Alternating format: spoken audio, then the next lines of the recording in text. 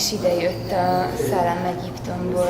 The idea of having a general discourse or open a little bit, but let's continue. So any other reflections? Also, if we agree to what she says, for example, in order for us not to repeat, we can do like this, for example. So if we really agree, so we could...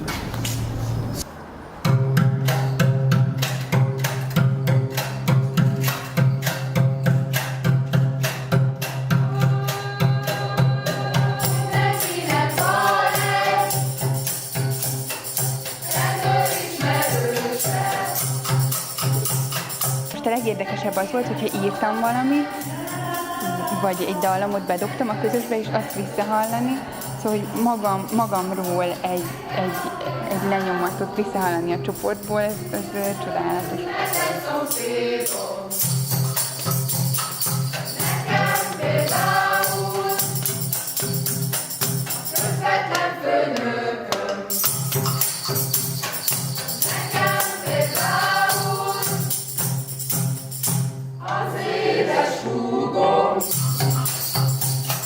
Nagyon intenzív kurzus volt napi szinten is, és heti szinten is. Én például, mint profi énekes, nagyon sokat tanultam belőle, szakmailag, emberileg mindenhogyan.